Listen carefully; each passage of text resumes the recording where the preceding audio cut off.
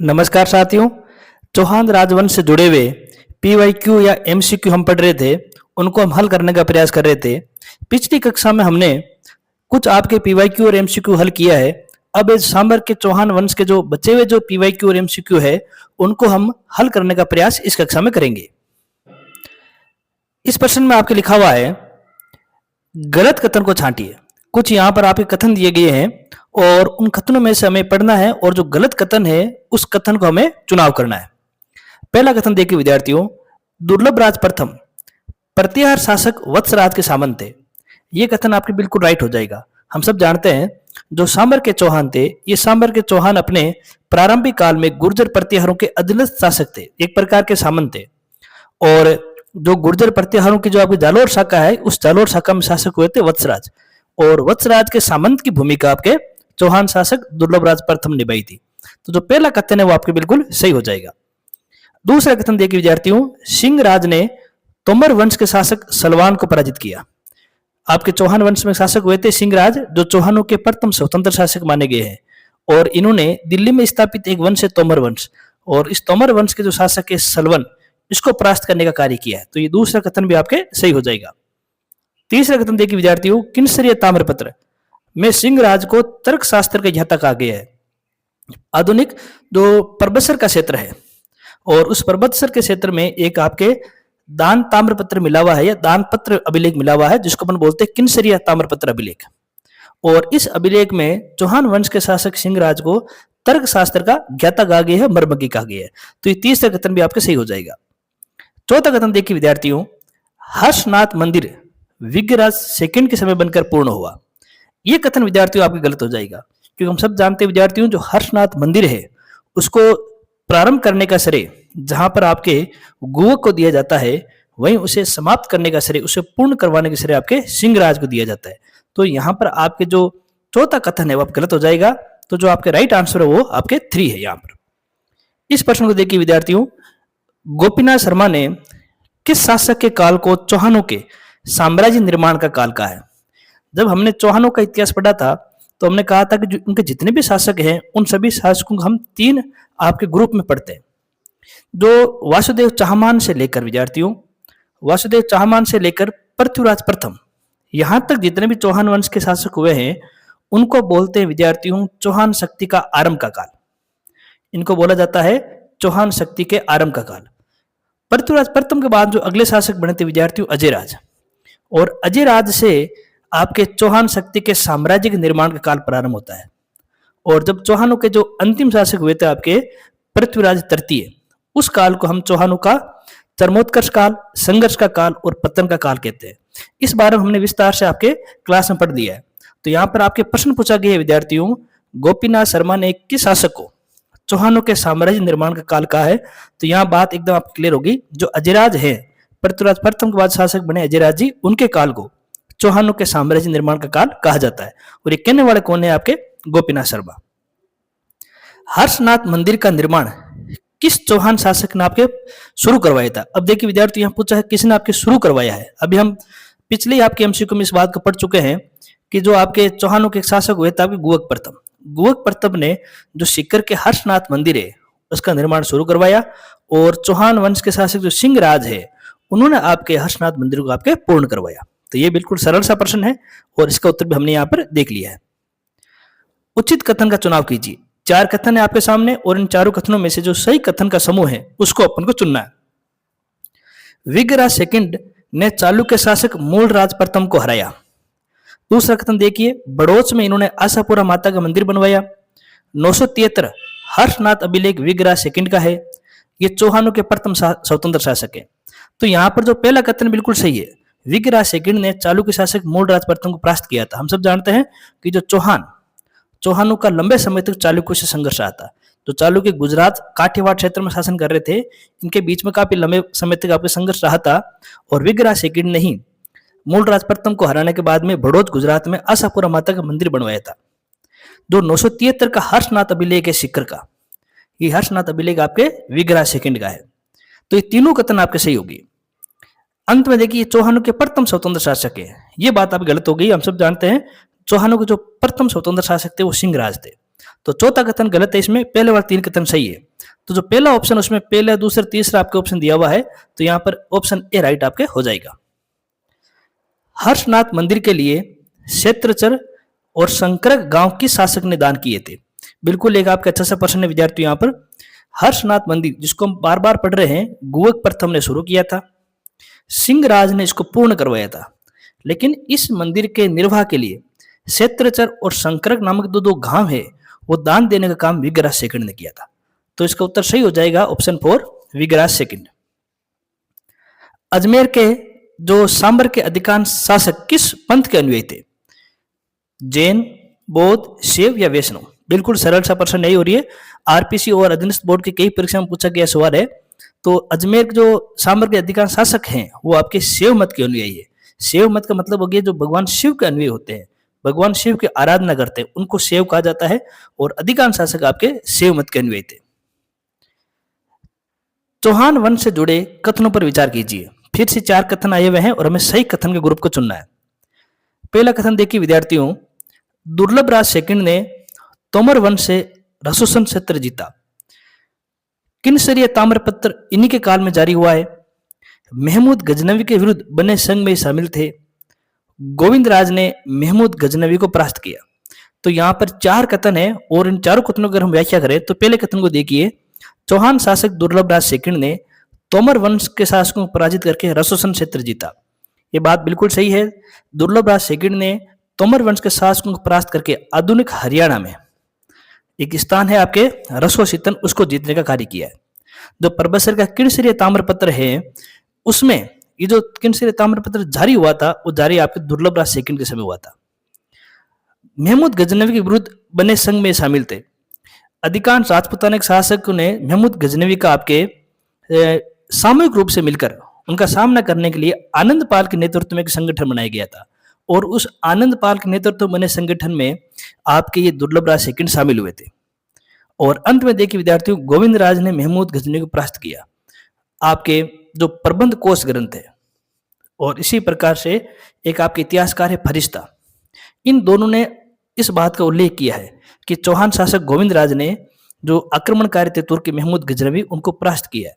तो ये चारों कथन आपके सही हो जाएंगे, तो आपके आंसर जो राइट होगा वो आपके 4 हो जाएगा। इस प्रश्न को देखिए साथियों, सम्मिलित कीजिए। एक ग्रुप में आपके कुछ घटनाएं लिखी गई है और दूसरे ग्रुप में आपके उन घटनाओं से संबंधित आपके शासकों के नाम लिखे हैं। हमें मिलान करना है कि कौन सी घटना किस शासक के समय की है। अगर हम पहली घटना को देखें विद्यार्थियों, तो लिखा हुआ कि गोविल शासक अंबा प्रसाद को परास्त करना। और जब हमने चौहान वंश का इतिहास पढ़ा था उसमें हमने ये बात देखी थी विद्यार्थियों कि जो गोविल शासक है अंबा प्रसाद, उसको परास्त करने से चौहान वंश के शासक वाकपति राज सेकंड को जाता है। तो जो यहाँ पर 1 नंबर ऑप्शन है वो आपके 2 नंबर ऑप्शन से मिल जाएगा। इसी प्रकार परमार शासक भोज से परास्त होना। चौहान शासक जो वीरराम थे, उस समय परमार शासक भोज ने चौहानों की राजधानी जो सांबर है उस पर आक्रमण करके जीत लिया। वीरराम परास्त हुए और सांबर पर आपके परमारों का अधिकार हो गया। तो इस प्रकार जो दूसरा कथन है उनसे 1 नंबर शासक आपके जुड़ जाएंगे। अगला आपके कथन एक सुल्तान हेजुमुद्दीन को हराना। तुर्क क्षेत्र के सुल्तान थे आपके हेजुमुद्दीन, और उसे परास्त करने का श्रेय आपके चामुंड राज को जाता है। जब चामुंड राज ने सुल्तान हेजुमुद्दीन को परास्त किया था तब चामुंड राज को एक उपाधि मिली थी, उनको इतिहास में सुल्तान का हत्यारा कहा गया था। तो ये उपाधि जो है सुल्तान का हत्यारा, ये चामुंड राज की है, और ये उपाधि उनको सुल्तान हेजुमुद्दीन को परास्त करने पर मिली थी। और अगला जो आपके कथन है वो ये है आपके चालुक्य सामंत वारप को हराना। ये चालुक्य शासक गुजरात वाला नहीं है विद्यार्थियों। आप सब जानते हैं कि महाराष्ट्र के अंदर एक क्षेत्र है कल्याणी, और कल्याणी के अंदर भी एक वंश था आपके चालुक्य, और इस वंश में आपके शासक हुए थे तेलप सेकंड, और तेलप सेकंड के सामंत थे वारप, और इस वारप को परास्त करने के श्रेय आपके विग्रहराज द्वितीय को दिया जाता है। तो इस प्रकार से एक ऑप्शन में आपके 2 मिल रहा है, दूसरे में आपके 1 मिल रहा है। तो ये जो दूसरा जो ऑप्शन है और इस ग्रुप में आपके सारे आंसर मिल जाएंगे। तो इस प्रश्न का जो राइट आंसर होगा वो ऑप्शन 2 होगा। और इस प्रकार के प्रश्न अक्सर आप परीक्षा में पूछे जा रहे हैं। चौहान और तुर्क संघर्ष के कथनों पर विचार कीजिए। यहाँ पर कुछ कथन दिए गए हैं जो चौहान और तुर्कों के मध्य होने वाले संघर्ष को दिखा रहे हैं, और हमें इनमें से फिर सही कथन का चुनाव करना है। तो अगर हम पहला कथन पढ़ें तो चामुंड राज को प्रबंध कोश में सुल्तान का हत्यारा कहा गया है। बिल्कुल सही बात है। चामुंड राज ने जो हेजुमुद्दीन को परास्त किया था, और हेजुमुद्दीन को परास्त करने के बाद ही उसे सुल्तान के हत्यारे की उपाधि मिली थी। अगला प्रश्न है, गोविंदराज तृतीय ने महमूद गजनवी को परास्त किया। ये बात बिल्कुल सही है। महमूद गजनवी को परास्त करने के श्रेय गोविंद तृतीय को जाता है, और गोविंद तृतीय ने ही बाद में एक उपाधि ली थी जिसका नाम था आपके वेरीग्रट, और वेरीग्रट का मतलब होता है अपने शत्रु को परास्त करने वाला। तो गोविंदराज तृतीय ने ही महमूद गजनवी को परास्त किया है और वेरीग्रट की उपाधि ली है। दुर्लभ राज प्रथम के समय सांबर पर पहला मुस्लिम आक्रमण हुआ। ये कथन भी बिल्कुल सही है। जब आपके दुर्लभ राज प्रथम आपके आपके जो चौहानों के शासक थे, उस समय आपके एक खलीफा थे, खलीफा हासिम, और खलीफा हासिम का आपके एक सेनापति था जिसका नाम था जुनेद, और इस जुनेद ने आपके सांबर पर हमला किया था, और उस हमले में ही आपके दुर्लभ राज प्रथम वीर गति को प्राप्त हो गए थे। और अंत में है गोपेंद्र राज प्रथम का मुस्लिम आक्रमण से प्रत्येक संघर्ष हुआ। ये कथन बिल्कुल सही है। जो आपके तुर्क और मुस्लिम आक्रांता थे जिनका नाम था बेग वारिस, और बेग वारिस से आपके संघर्ष करने वाले शासक थे आपके गोपेंद्र राज प्रथम। तो यहाँ पर आपने 3 तुर्की सुल्तान या तुर्की आक्रमणकर्ता को नाम सुने। एक आपने सुना है सुल्तान हेजुमुद्दीन, उनका संघर्ष हुआ था आपके चामुंडराज से। फिर आपने सुना है महमूद गजनवी, इनका सामना हुआ आपके गोविंदराज तृतीय से। फिर आपने सुना है खलीफा हासिम के सेनापति जुनेद, उनका आपके सामना हुआ दुर्लभ राज प्रथम से। और अंत में हमने देखा है सुल्तान बेग वारिस, उनका आपके संघर्ष हुआ है गोपेंद्र राज से। तो चारों कथन सही है, तो ऑप्शन 1 इसमें राइट हो जाएगा। अगला प्रश्न देखिए कि विद्यार्थियों, तुर्क सेना से युद्ध करते हुए किस शासक के 43 पुत्र वीर गति को प्राप्त हुए? बहुत ही अच्छा प्रश्न पूछा गया है, और अक्सर इस प्रकार के जो कहीं पहले पूछे नहीं गए ऐसे प्रश्न अब परीक्षा में पूछे जा रहे हैं। तो जो ये प्रश्न है, और इस प्रश्न का जो आपके सही उत्तर होगा वो होगा आपके गोपेंद्र राज। जब गोपेंद्र राज तुर्की सेना से आपके संघर्ष कर रहे थे, उस संघर्ष में उनके आपके 43 जो पुत्र हैं वो वीर गति को प्राप्त हुए थे। अगर हम अगले प्रश्न की ओर जाएं, तो इस प्रश्न को देखिए साथियों, चौहान और तुर्क संघर्ष के जो युग्म है उनको मिलान करना है।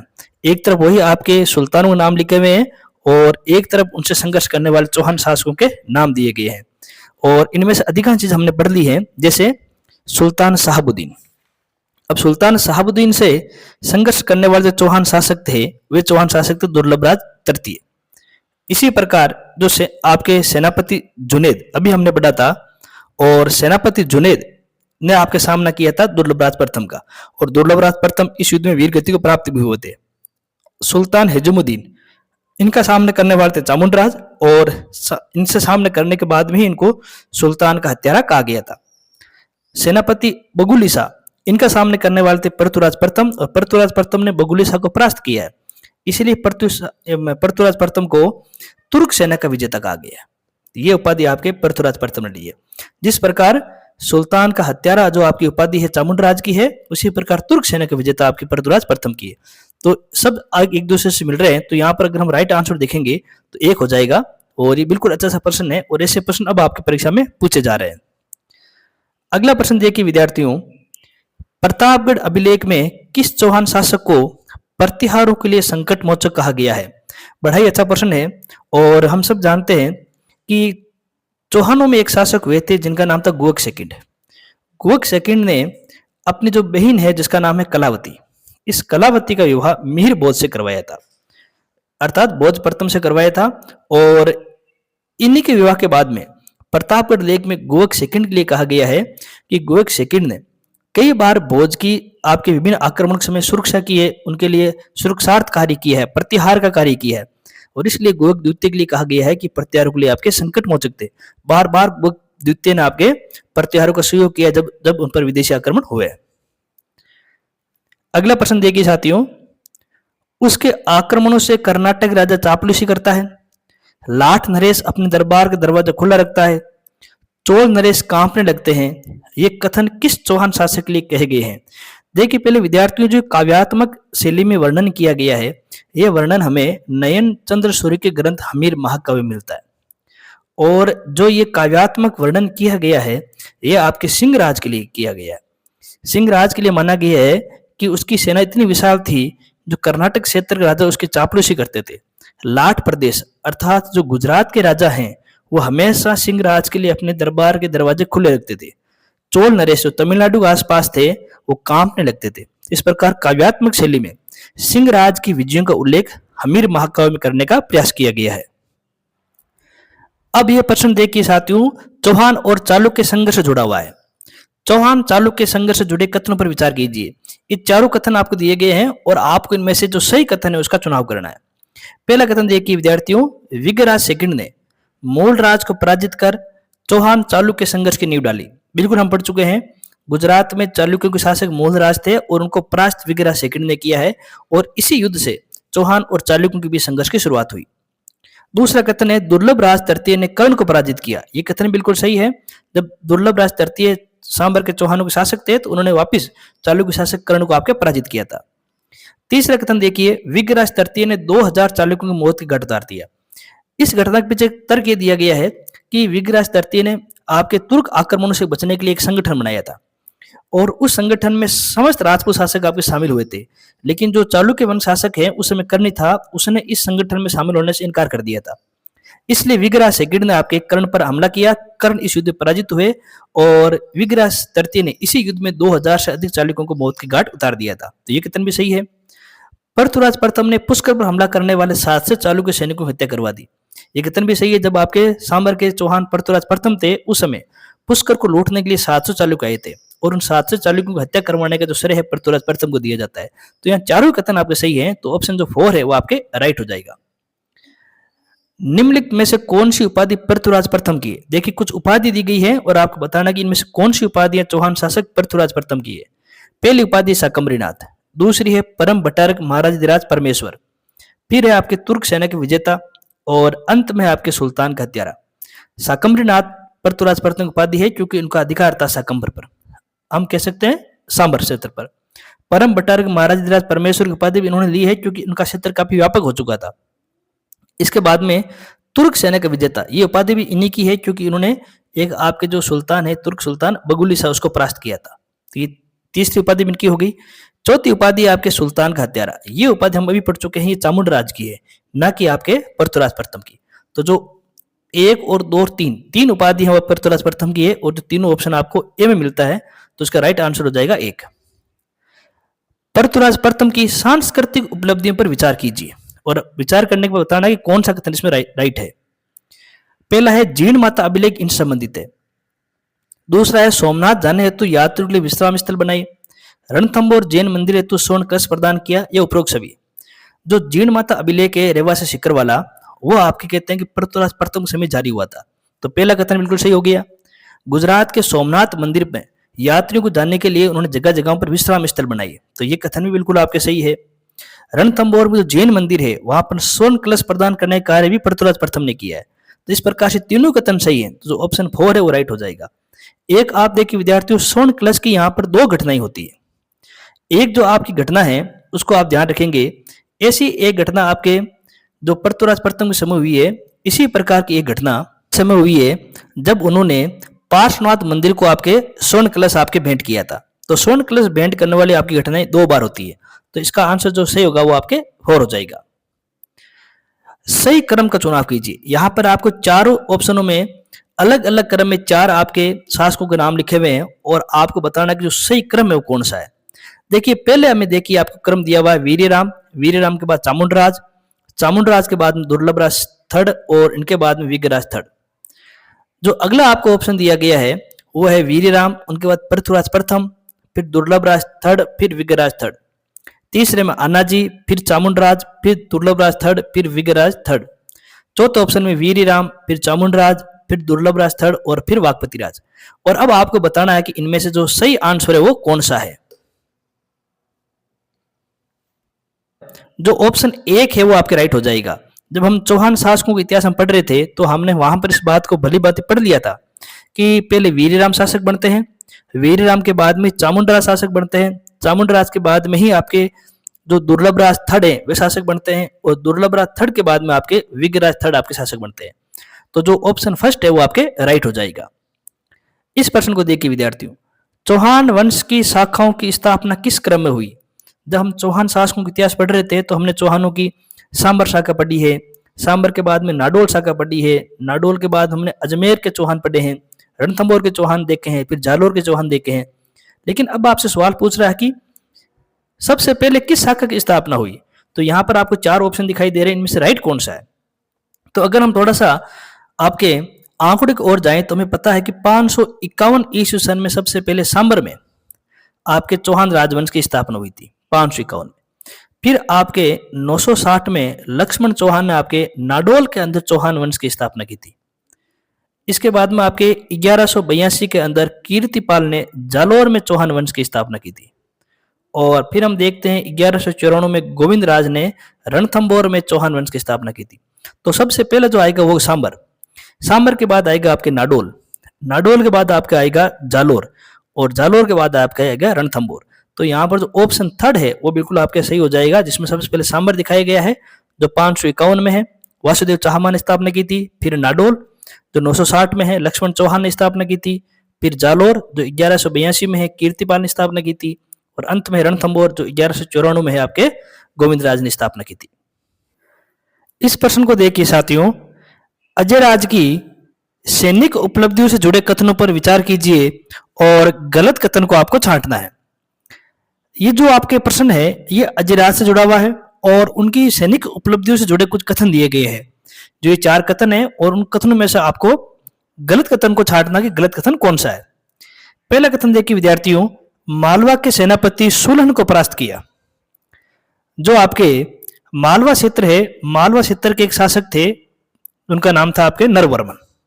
और नरवर्मन के आपके जो सेनापति थे उस सेनापति का नाम था आपके सुलहन, और उसको पराजित करने के जो श्रेय है वो अजयराज जी को दिया जाता है। तो इस प्रकार से जो पहला कथन है वो आपके सही हो जाएगा। चाचिंग यशोराज नामक शासकों को हराया।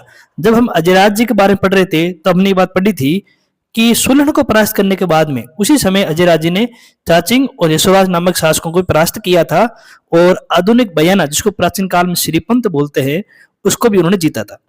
तो ये तीनों कथन है बिल्कुल आपके सही हो जाएंगे। और अंतिम कथन देखिए विद्यार्थियों, तुर्क हेजुमुद्दीन को परास्त किया। और हमने ये पढ़ लिया है कि तुर्क हेजुमुद्दीन को परास्त करने का श्रेय आपके चामुंड राज को दिया जाता है, जिनको इतिहास में सुल्तान का हत्यारा कहा गया है। तो जो गलत कथन है वो आपके चौथा हो जाएगा, क्योंकि ये कथन आपके अजयराज जी से जुड़ा हुआ नहीं है। अजयराज जी के तुर्क संघर्ष से जुड़े कथनों में से गलत कथन को छांटिए। अजयराज जी ने भी अपने परंपरागत संघर्ष है उसको आगे बढ़ाते हुए तुर्कों से संघर्ष किया है, और उन तुर्कों से जुड़े संघर्ष से जुड़े कुछ कथन आए हुए हैं, उनमें से आपको गलत कथन को छांटना है। पहला कथन देखिए विद्यार्थियों, तुर्क विजय की जानकारी पृथ्वीराज विजय से मिलती है। जो पृथ्वीराज विजय जो ग्रंथ है वो जयानक ने लिखा है, और इस ग्रंथ में तुर्की से आपके अजयराज का किस प्रकार संघर्ष हुआ उनकी जानकारी हमें इस ग्रंथ से मिलती है। तो पहला कथन आपका सही हो गया। प्रबंध कोश ग्रंथ के अनुसार उन्होंने सुल्तान शहाबुद्दीन को परास्त किया। ये बात बिल्कुल आपके सही है। मिनाज उस सिराज जो आपके इतिहासकार हैं उन्होंने अपनी पुस्तक में कहा है कि बेहराम शाह को पराजित करने वाला शासक आपके अजयराज जी थे। तो ये तीसरा कथन भी आपके सही हो गया। चौथा कथन देखिए विद्यार्थियों, तुर्क संघर्ष में वीर गति को प्राप्त हुए। ये कथन आपके गलत हो जाएगा। हमने इतिहास में आपके अजयराज जुड़े इन बातों को पढ़ा था कि अजयराज जी का आपके अंतिम समय में झुकाव आपके धार्मिक प्रवृत्ति की ओर हो गया, और उन्होंने संन्यास ग्रहण कर लिया और अपने पुत्र के उत्तराधिकार चुनते हुए उसके पक्ष में गद्दी का त्याग कर दिया और आपके हमेशा के लिए संन्यास ग्रहण कर लिया। तो उन्होंने संन्यास ग्रहण किया है, ना कि उनको वीर गति प्राप्त हुई युद्ध के अंदर। तो जो चौथा कथन है वो आपके गलत हो जाएगा, और ऊपर के तीनों कथन आपके राइट हो जाएंगे। निम्नलिखित कथनों पर विचार कीजिए और विचार करने के बाद में जो आपको सही कथन है उसका आपको चुनाव करना है। पहला कथन देखिए विद्यार्थियों कि अजयराज ने अजमेर बसाकर उसे चौहान वंश की राजधानी बनाया। बिल्कुल सही है। अजयराज ने सन 1113 में अजमेर नगर बसाया और वहां पर आपके तारागढ़ दुर्ग, जिसको हम गढ़ बेंटली अजमेर दुर्ग भी कहते हैं, उसका निर्माण करवाया था। नई राजधानी बनाने के पीछे उनका मकसद ये था कि चौहानों का बार बार आपके तुर्कों से भी संघर्ष हो रहा है, उसके बाद में परमाणु से भी संघर्ष हो रहा है और चालुक्य से भी संघर्ष हो रहा है। तो इतने सारे संघर्ष को सामना करने के लिए उनको एक भौगोलिक रूप से सुरक्षित राजधानी की आवश्यकता महसूस हुई, जो चारों ओर से पहाड़ों से घिरा हो, और ऐसा स्थान उनको अजमेर नगर रूप में प्राप्त हुआ। तब उन्होंने 1113 में अजमेर नगर की स्थापना की थी और राजधानी भी अजमेर स्थानांतरित कर ली थी। तो जो पहला कथन आपका सही हो गया। पार्श्वनाथ मंदिर में स्वर्ण कलश प्रदान किया। अभी हमने पढ़ा था विद्यार्थियों कि स्वर्ण कलश की घटनाएं हैं ये 2 शासकों से जुड़ी हुई है। एक जो शासक हैं वे हैं पृथ्वीराज प्रथम, और जो दूसरे शासक हो जाएंगे वो है आपके अजयराज जी। अजयराज जी ने जो अजमेर के अंदर पार्श्वनाथ मंदिर है वहां के मंदिर को स्वर्ण कलश दान दिया था। इसी प्रकार जो आपके पृथ्वीराज प्रथम है, उन्होंने भी आपके रणथंभौर के अंदर एक जैन मंदिर को स्वर्ण कलश प्रदान किया था। तो पृथ्वीराज प्रथम का संबंध तो आपके रणथंभौर के एक जैन मंदिर से हो जाएगा, और जो आपके अजयराज जी है उनका संबंध आपके अजमेर के पार्श्वनाथ मंदिर से हो जाएगा। तो पृथ्वीराज प्रथम और अजयराज जी दोनों ने ही मंदिर को स्वर्ण कलश प्रदान किया है। अजमेर में टकसाल स्थापित की, ये बात बिल्कुल सही है। हम अजयराज से जुड़े विभिन्न प्रकार के चांदी और तांबे के सिक्के पढ़ते हैं, जिन पर श्री अजय मेव लिखा हुआ है, उनकी पत्नी सोमलेखा का नाम लिखा हुआ है, और उन्हें आपके सिक्कों पर श्री लक्ष्मी जी का भी अंकन हुआ है। ये सारी बात हमने पढ़ दी है। तो तीसरा कथन भी आपका सही हो जाएगा। चौथा कथन है अजयराज शैव पंथ के अनुयायी थे। ये भी बात बिल्कुल सही है, और इस बात को हमने अच्छी तरीके से पढ़ा है कि जो अजयराज जी हैं वे शैव मत के अनुयायी थे, लेकिन एक सहिष्णु शासक थे। अजयराज जी ने अपने क्षेत्र में जैन मंदिरों को बढ़ावा दिया। जैन समुदाय दिगंबर और जो आपके श्वेतांबर है उनके बीच में होने वाले जो आपके शास्त्रार्थ उसकी अध्यक्षता भी की है, लेकिन वो मूल रूप से आपके शैव मत के आपके अनुयायी थे। तो जो चारों कथन है आपके राइट हो जाएंगे। तो जो चारों कथन जिस ऑप्शन में मिलता है ऑप्शन एक है, तो जो एक नंबर ऑप्शन है वो आपके इसमें राइट माना जाएगा। तो इस प्रकार साथियों हमने इस सेगमेंट में, इस कक्षा में हमने जो चौहान वंश है, जो सांबर के चौहान है मुख्य रूप से, उनसे जुड़े हुए अजयराज से जुड़े तक जितने भी आपके शासक हैं, उनके मूल स्थान है, उनके आपके वंश उत्पत्ति से जुड़ी बातें हैं, उनसे जुड़े हुए जो PYQ MCQ उनको देख लिया है। अब आने वाली कक्षा में जो आपके टॉपिक से आपके शासक इस क्षेत्र में बच गए हैं, उनसे जुड़े हुए जो MCQ PYQ है उनको भी करने का प्रयास करेंगे। तब तक के लिए धन्यवाद।